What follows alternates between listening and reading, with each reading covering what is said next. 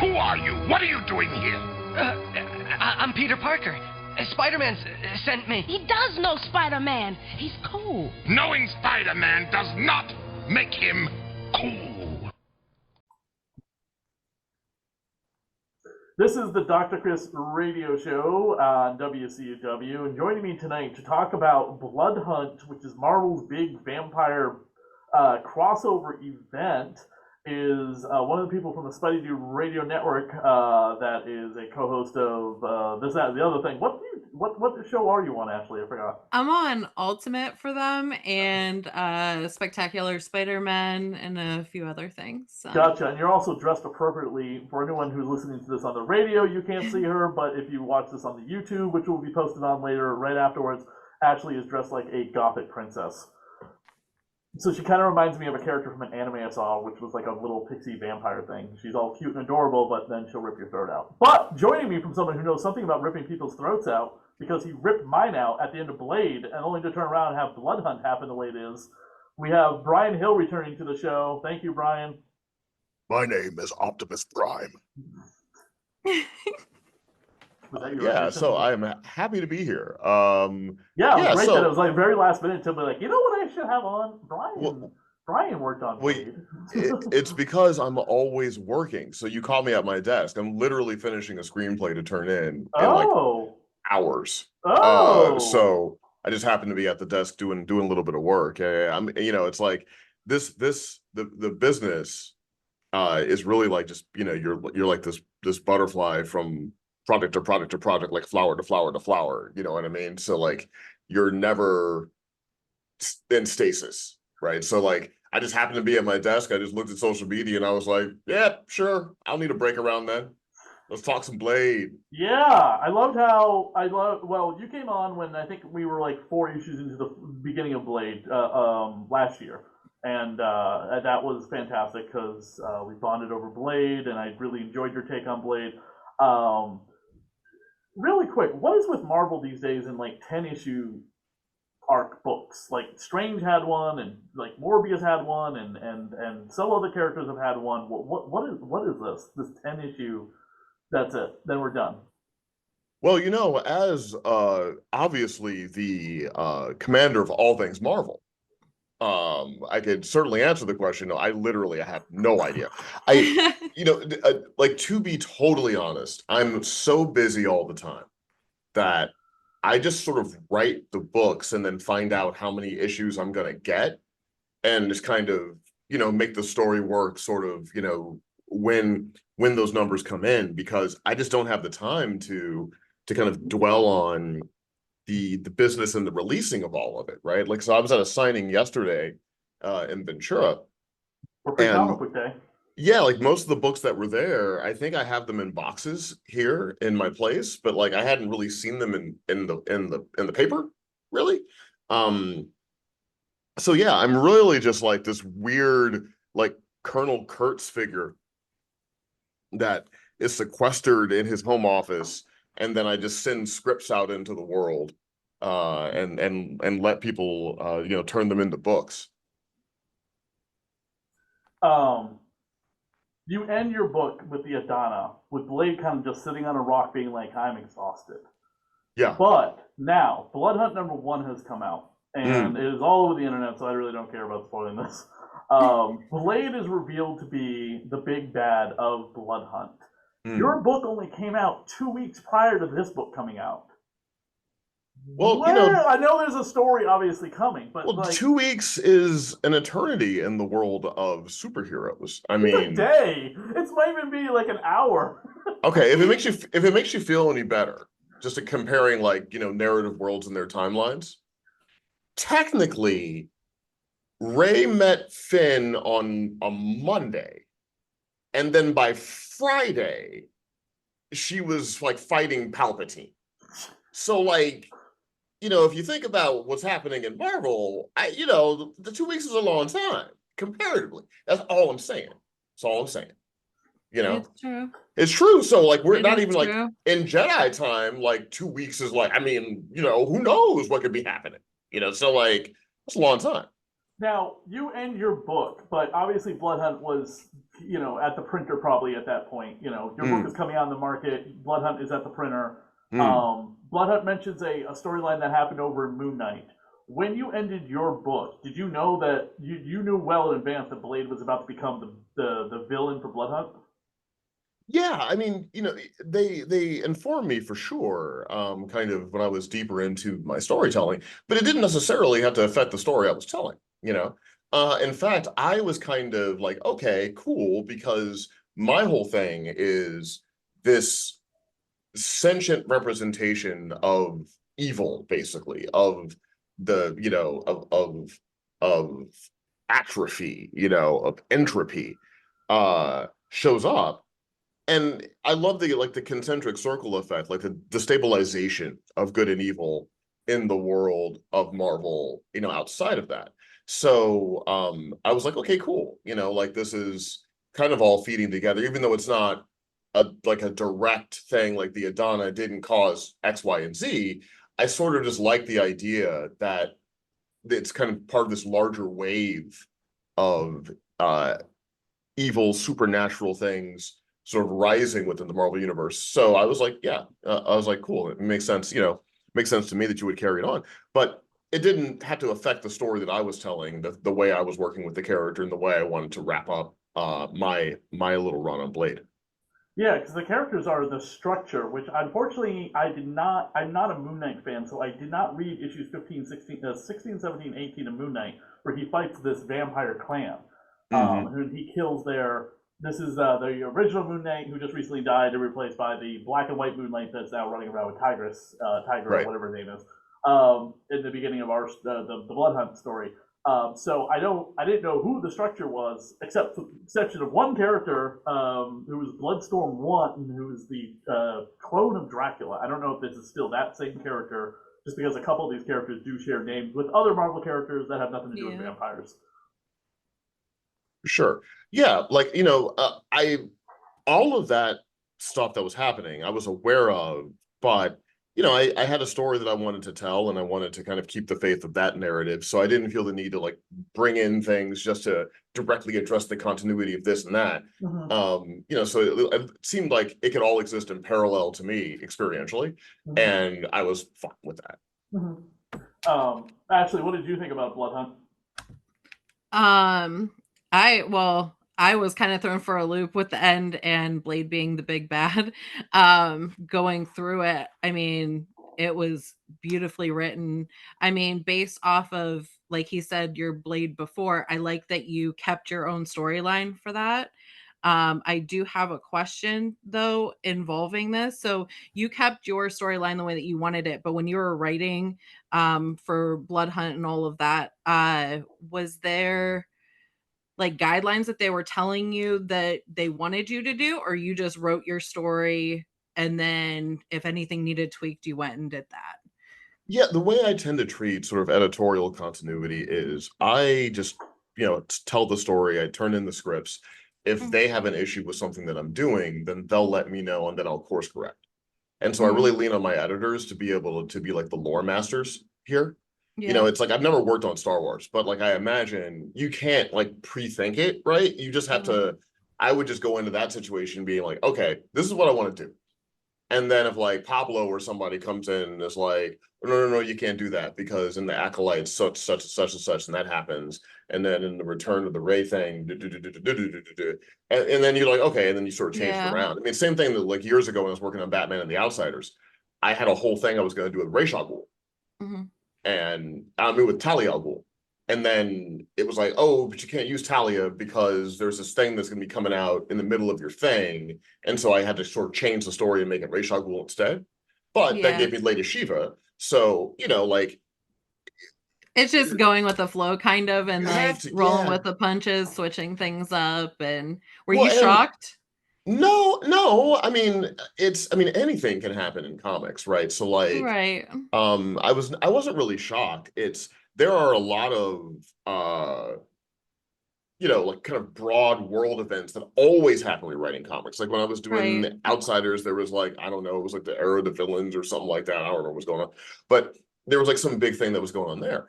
My whole point with the Blade series was I wanted something that people who had never read a Blade series before, or had just an ambient understanding of the character from his appearances in other media, would just be able to pick up. Like a pick up and play Blade series where you didn't really have to deal with everything else that's going on in the 616, right? I think you achieved that, to be honest. Thank you. Because that's my problem when I go into a store is because I'm not always fluent with every single thing that's going on in the comic book universe. Sometimes I'm like, wait a minute, I picked up an issue of Batman and Bruce Wayne isn't Batman. Where's Bruce? No, wait, what? He's got like a backpack and he's over here. Who is Batman now? Or where's Superman? And they would no, it's not Superman. And so like I get frustrated because sometimes on a large just want to pick up a book. So yeah, I wanted to treat this like a story where if you just think Blade is cool and you just kind of know a little bit about Blade, you could pick it up from the beginning, read it, and get a whole experience without having to buy anything else. Yeah. One of the things that I was wondering when I discovered Blade was the villain was like there was a story in your run where Blade and Dracula team up, and Dracula helps Blade realize his full potential, and he doesn't like use all of his vampire abilities. And I'm like, ooh, does this have something to do with that? But obviously, with this conversation, the way it's been going, no, it doesn't. Yeah, well, since it's like standalone kind of. Yeah, that's not the Blade work with Dracula. That was really me. So I liked it. Oh, thank you. Vampire is a very big word, right? Like when you say vampire, that can be basically anything in popular culture. I mean, you have everything from, like the monstrous kind of thoughtless vampires that exist out there, all the way up to, I think, the more Bram Stoker sort of Baroque, Francis Ford Coppola, Bram Stoker's Dracula, I have crossed oceans of time to find you, and all that stuff, right? I tend to be more, that's a great soundtrack, but like Wajai Kilar or something like that. Absolutely. And that awesome Annie Lennox song. Yes. Good stuff. By the way, great score, but still my favorite is John Williams' score of the 1979 Dracula. Was that the Langella? Yes, that's the Langella movie. This movie's better than the Langella movie, but John Williams. I do like that score is certainly more romantic. Yes. What I like about the Coppola score is it just has this very sort of Wagnerian operatic quality to it. And it was at the Blade soundtrack. This is the score for Blade. The soundtrack. Is that Graham Revell? Yeah. No. I said the same thing. It's this guy named Mark Isham. Yeah, I'm not familiar with this, but I absolutely love this, by the way. I love the score, by the way. Sorry, excuse me, let me rephrase this. The only thing I absolutely hate is this is a terrible production of a vinyl record case. I get that the blood scene in Blade is iconic, but honestly, they could have stuck something better on here, and I'm just curious if they don't have the rights to use Blade on the cover for the vinyl, even though he is in the jacket shooting a vampire. Right. And they couldn't put him on Isham's the a really cover. interesting guy. Like so as I understand, I think Isham is also a jazz musician. And I could be wrong about this, but I want to say that Isham did the score to Romeo is Bleeding. Oh, okay. A Gary Oldman, Lena Olin kind of noir film that's really, really good. And that score is like a Miles Davis thing. So Isham's really interesting. I wanted to make it Graham Revell, and I think that's because Graham Revell did The Crow. And so Yes. I kind of associate all action gothic with Graham Revell's work. Yes, which The Crow is coming back in theaters in late this month. It is. It is. Yeah, they were able to do that because the movie, the whatever the new one is going to be, it got pushed back to August, unfortunately. Oh, well, they're doing these re-releases and making a decent amount of money. I think Phantom Menace came in #3 last weekend. Yeah, one of the Spider-Man movies did extremely well as well, and it's one of the biggest reasons is we're coming up on that time period now where we're running out of films in theaters, and because of the writer's strike, they are basically like, okay, what's the 25th anniversary of? Oh, the greatest year in Hollywood ever, so throw everything that came out that year that made $100 million back in theaters. Fight Club, The Matrix, The Mummy, The Phantom Menace, the Blair Witch Project's coming back, The Sixth Sense. I kind of appreciate that because I feel like movies in general have been a little less ambitious when it comes to narrative. Yeah. And they've been so just like straight marketing focused, high concept, but a little vacuous, a little empty, right? And so if a movie from back in the day can come out and perform okay in theaters, which will be a combination of people who are familiar with it seeing it and people who've heard about it seeing it for the first time, maybe it'll open up a little bit more interest in more layered storytelling in theaters, right? Because a lot of these movies that are getting re-released, they just wouldn't get made now. I mean, Spider-Man would, obviously, but like, you know, a lot of them, you talk about Fight Club, something like that, that'd be nearly impossible to get made now. Right. So I'm hoping that this kind of reinvigorates an interest in the richer cinematic experiences, and sort of elevate things. Be like, yeah, remember these movies? Like, these were really cool, and they made money. So maybe we should like make more movies like this.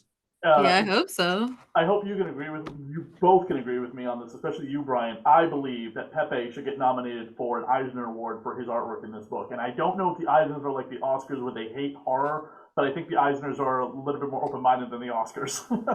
Well, I mean, it would be really cool if Pepe did get nominated. Or a Stoker Award for artists as well, or like a Stoker Award, like all that. You know, I'm very ignorant to writing awards in general. You know, like, and I'll be honest, like, even though I look myself up on like Wikipedia, and it looks like I've been in comics like a long time, and I guess technically I have.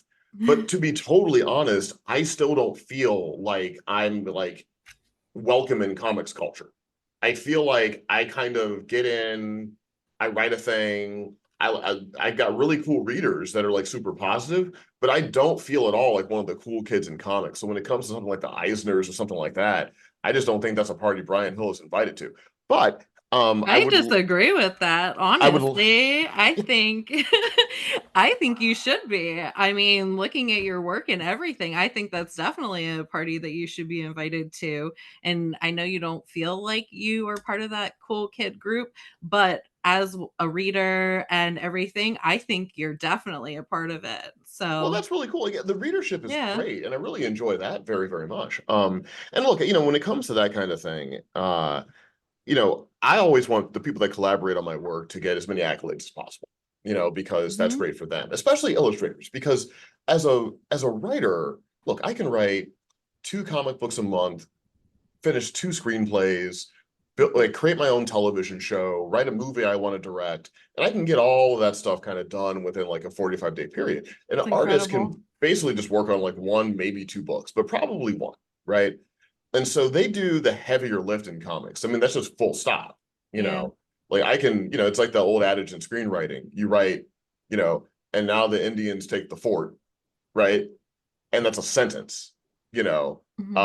But to actually realize the Cherokee Nation takes the fort is days and you know, $5 million and production designers and all this other stuff, right? So in comics, the artist is all of those things. They're all of those things. Every sentence I write, someone has to spend the time drawing and making those things real, right? So like I always defer to the illustrator in terms of the authorship of the experience. You know, I'm just writing the story, but the experience is really the illustrator. Why don't we, I didn't realize how much time was left on the Zoom call. Why don't we get into a little bit of what you're allowed to talk about with Midnight Suns, because it's not out yet. Do you know what week it comes out? I don't. Okay. I'm terrible at promotion. No, but that's fine. It's in May, it's in May, right? Because they're promoting it as a May book. Yes, go tell people you want it. Yes. You can tell people you want it now. That I can tell you. No, wait, oh, there it is. Okay, it's at the bottom. Okay, so it says the 25 books that are coming out or something like that. It's at the bottom of the list, right below Black Panther. Well, according to this, Black Panther might be becoming a vampire, and obviously there's hints about Miles Morales too, not just the promo ads they've been showing. But I digress. Back to Midnight Suns. So it's been promoted as like the Midnight Suns reunite to fight one of their own. Of course, we didn't realize. I never thought about that. I was just like, oh, one of the Midnight Suns teams up with the vampires. Is it Hannibal King? No, it's Blade. But it's cool. My question is, are we going to get back, like, all of the Midnight Suns? And some of these characters, by the way, we have not seen since, and I try to read every single Marvel vampire comic book that comes out. I don't want to give up the whole roster, but I will tell you that we definitely get Ghost Rider. Of course, he's in the promo ad. Yeah. And we definitely get the guy that used to be Ghost Rider. So we had Johnny catching Danny catching Johnny Blaze. Yeah, and then the rest of the lot is kind of, you got to look at the book to do it. I mean, basically they had me at Flaming Skull. Okay, and then of course Nimbus Mazines, this takes place prior to Final Vengeance, which is the current Ghost Rider book where the Red Hood is now Ghost Rider. Yeah, it's kind of woven into that little wedge there. Yeah, okay. Because there's like I love Percy's work a lot. I can't keep up with all of it, but Ben's a really, really cool guy. You should have him on the radio show because he's got the best voice in comics. Is he the artist on your book? No, Ben Percy, he's a Ghost Rider guy. He did a bunch of work on Ghost Rider recently, right? Who's the artist on your book, The Midnight Suns?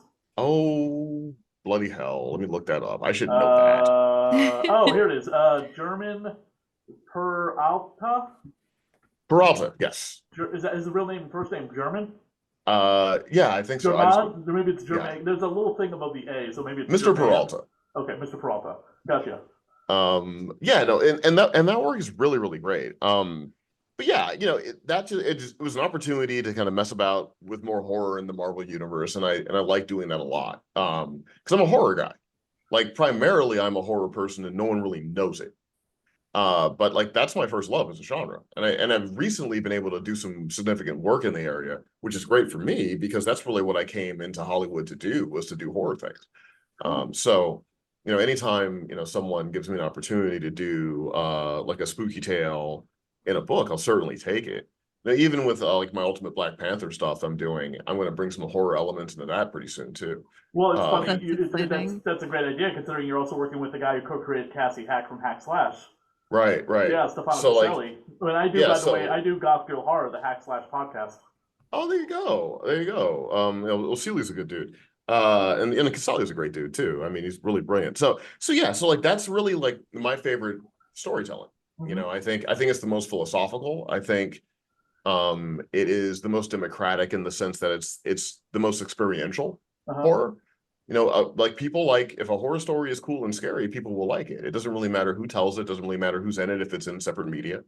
It really is a genre that is experience first and foremost. And I think it allows us to explore, some of our hidden psychological aspects. Like, if we want to go into Freud, we're talking about the id, when we go into Jung, we're talking about the archetypes. But that's just really, really interesting to me as a genre, both as a writer, as a filmmaker, all of the above. So I'm always going to jump at a chance to do something a little spooky.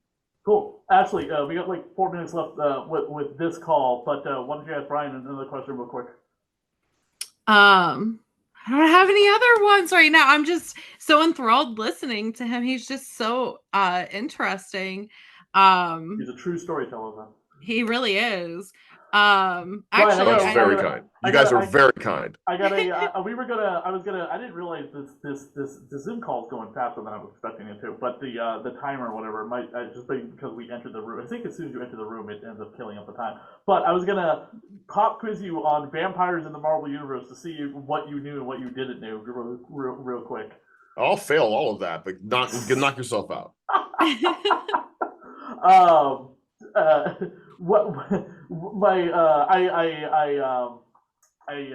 There was a do you know Dracula's actual first appearance in the Marvel universe? No. It goes all the way back to the Golden Age. I definitely don't know. It's one of the Marvel mystery kind of like comic books. Another one a lot of people don't realize is there was a vampire that showed up in the Amazing Fantasy or Amazing Adult Fantasy before Spider-Man did. So the Marvel they have manned the fields of vampires in the Marvel universe, even going all the way back to the Golden Age. But again, I know Dracula's first literary appearance. Of all the different versions of Dracula, which is your favorite? That's a very good question. I think in terms of the characterization of Dracula, I think probably the Francis Ford Coppola, the Gary Oldman, because that was a nice combination of, it was a loose interpretation of the historical, Vlad Tepes, I liked the romantic origins of that Dracula. You know, I like the idea of the love that turned so much into grief that it turned into hatred, and he stabs the cross and he becomes the first vampire because he directly cursed God, you know, and you know, like, I renounce God, and stabs it and the whole thing. And I think it's got, you know, in the minute 30 seconds I have left, I think Bram Stoker's Dracula has one of the best things ever. So when Van Helsing and the vampire hunters, they come in to find Dracula with Mina, and he's about to turn her into a vampire, you know, like, you know, and the whole thing, and then he's this giant bat when he shows up, right? He hangs down from the ceiling, and he's a giant bat thing. But what I love is he's a giant bat, but he still sounds elegant, and it's so awesome. It's like the most anime thing, but like before, like anime was really over here, you know. It was just like this guy in like a giant bat suit that's just like, look what your God has done to me, you know. And I thought it was super cool. So I think Bram Stoker's Dracula is metal. Awesome. Well, hey Brian, before the Zoom call kicks us off or whatever, thank you so much for coming back on the show. This is going to broadcast tonight, and then this will be on our my YouTube channel coming up. Just before me and Ashley talk about the actual blood hunt and proper going through it. But thank you so much. I really do appreciate it. I can't wait for Midnight Suns to come out. You're a fantastic writer. Awesome. Autobots, transform and roll out.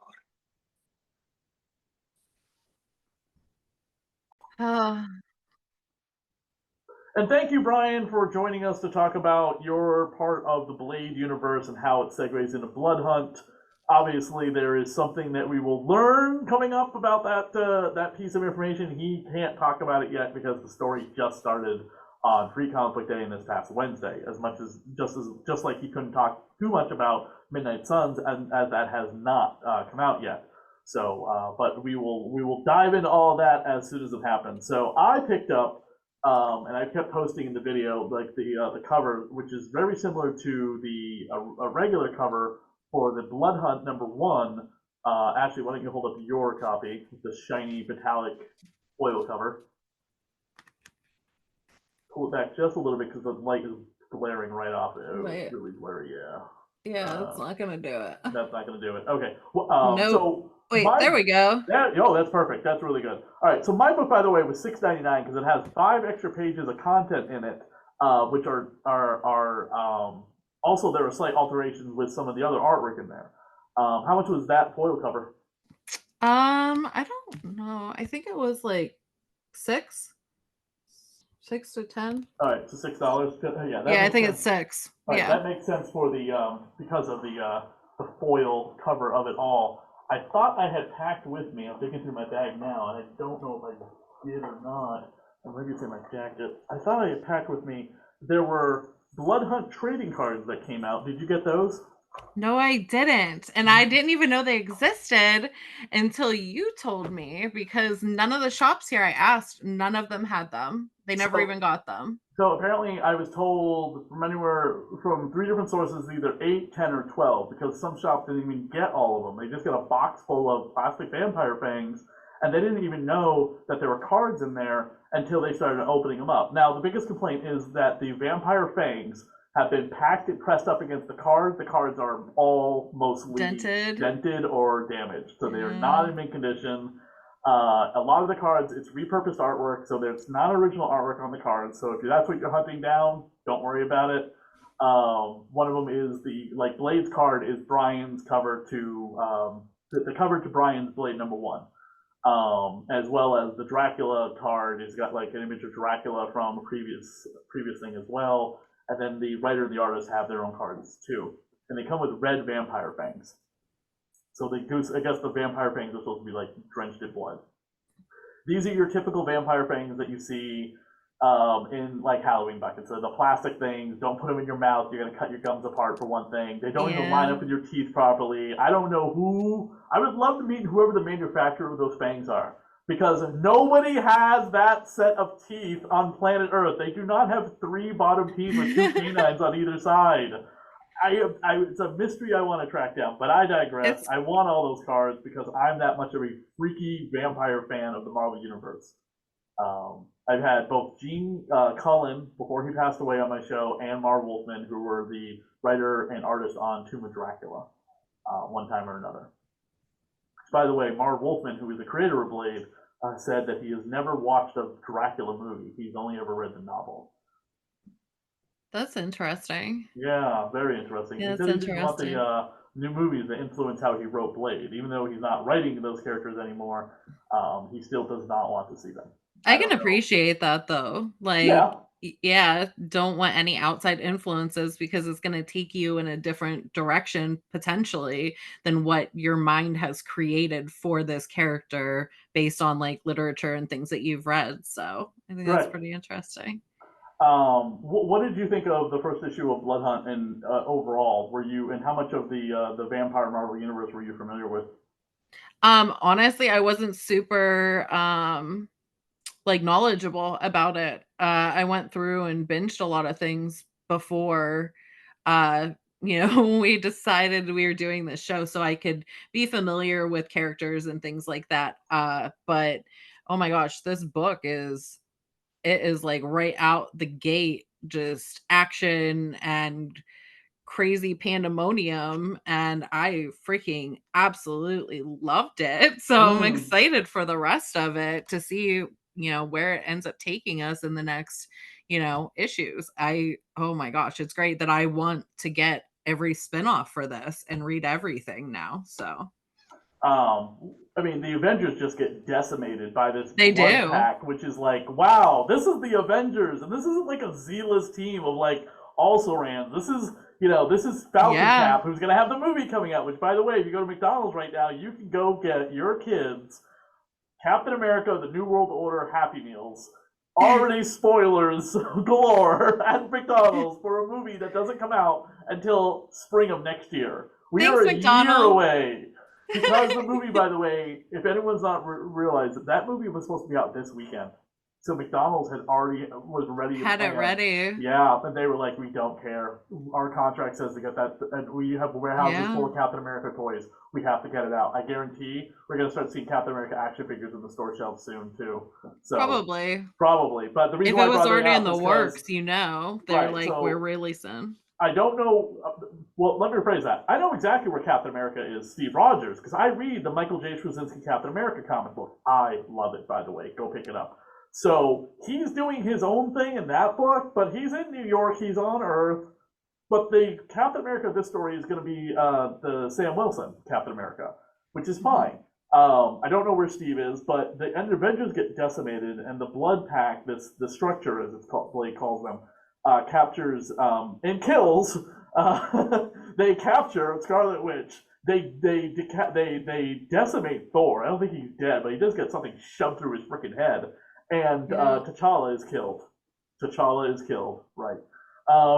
If any of these characters stay dead or injured for a long period of time, I'll believe it. But let's face it, at the end of this whole thing, everything's going to go back to the way it was.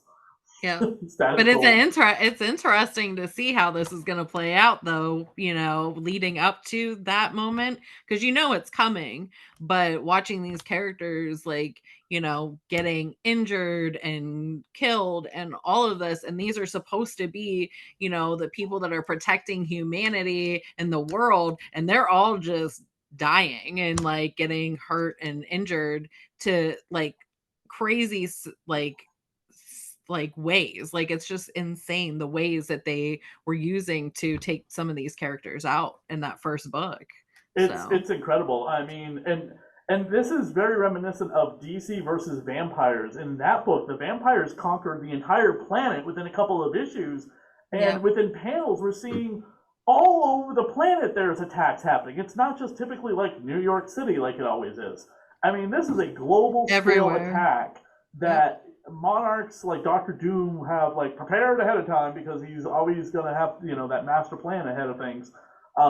The one group of characters, by the way, have you noticed is not going to be part of this event? Do you know who that is? Who? The mutants.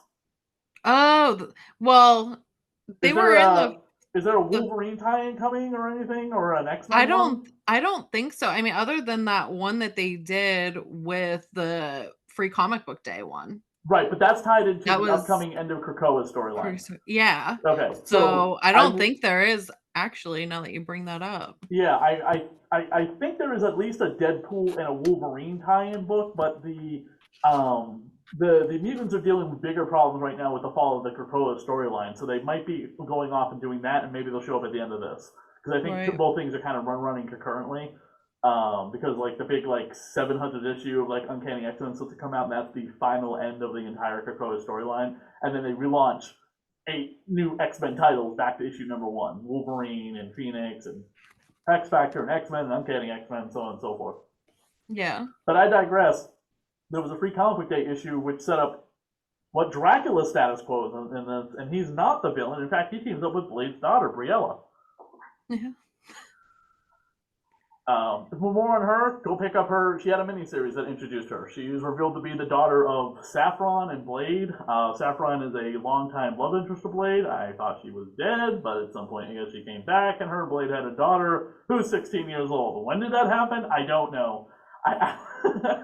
I must have missed something, because the last time I checked, her mom was dead. But her mom is alive and well, raising her, and she reveals, her to Blade.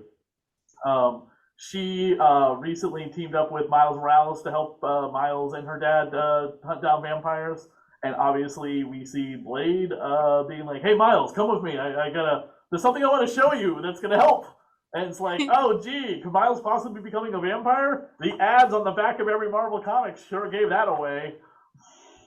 I love the ads so much. Yeah, unfortunately, yeah. The back of Blade number 10, as you hold it up or whatever, has Miles as a vampire. And again, every character is being depicted as a vampire on the cover of one of their books. There's there's an homage to a Tomb of Dracula issue for the Amazing Spider-Man. It has Spider-Man wearing a cape with vampire fangs and Mary Jane in his arms, with puncture wounds in her neck. That does not mean Spider-Man's becoming a vampire. It's just an alternate cover. So that's what made me question whether or not this image of Miles as a vampire was an alternate cover just to show every character as a vampire, or is Miles actually is there more in store? Right. Yeah. And according to that panel that we see of Blade being like, "Hey, Miles, why don't you come with me in this van?" It's very sketchy, but sure. And then there's I can't believe the number of tie-ins coming out for this thing. It's unbelievable. Yeah, there's a lot. I was looking at the back on the upcoming ones for May, and yeah, there's a lot that are coming out. 65, if you can believe that. It's incredible. The thing about my edition, which is the appropriate audience edition, the 5 extra pages, I don't want to give them all away what's in them, but there is definitely some guts being spilled and some decapitations. And if you look closely at some of the background artwork, you will see some horrific imaging that you have never seen in a Marvel comic outside of a Max book. A Max book were Marvel's attempt to do Vertigo. And in fact, this month, when Blood Hunt came out this week, we also got the Sergeant Fury miniseries, which is a return to the Max series, which has sex and violence and swearing in it. And there's no hold bars, they'll put all of that in there. But there's a couple images in the back of the 5 extra pages in my version. One of them shows a woman lying in the alley, her arms and legs have been ripped off. And it's like, wow, they're really going for it with some of these. Also, how Doctor Strange is taken out is different in the other version. He's stabbed in the other version, and in mine, he is eviscerated.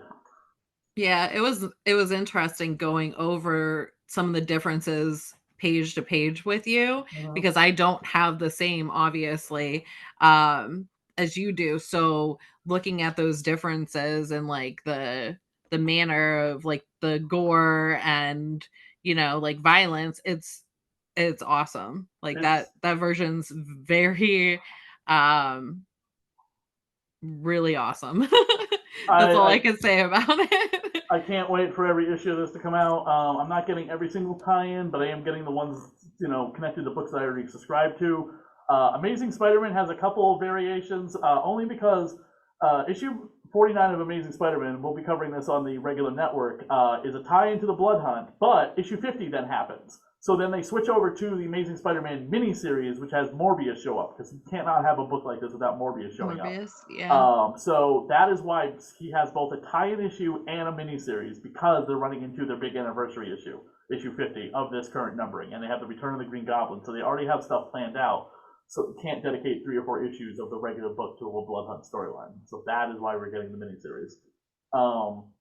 But obviously, Avengers are affected heavily by it, so they definitely need to have a tie into it. And it seems like almost everyone will be. But I digress. I highly recommend checking this book out if you're a fan of vampires or the Marvel Vampire series, Blade, or anything to do with Marvel's iteration of vampires they've had over the many, many, many years. They mentioned the Vampire Nation. If you want to know more about what that is, go pick up Aaron Archer's Avengers run, because that's when that was established. Dracula and the vampires of the world had been living in the remains of Chernobyl because it was the safest place for them to live. Also, they were the only species that could probably live there because of the radiation. It wouldn't affect them. And also because of the fact that the sun's constantly being blotted out by the irradiation of the town. So it was a safe place for them to live, and Blade was their sheriff, by the way. That was the agreement he made with Dracula, that he would allow this to happen and wouldn't continue killing them unless they stepped out of line. So, real quick, nice little vampire nod, if anyone noticed, over on X-Men the Animated Series, 97, the last episode, Jubilee puts on her vampire costume when she became a vampire.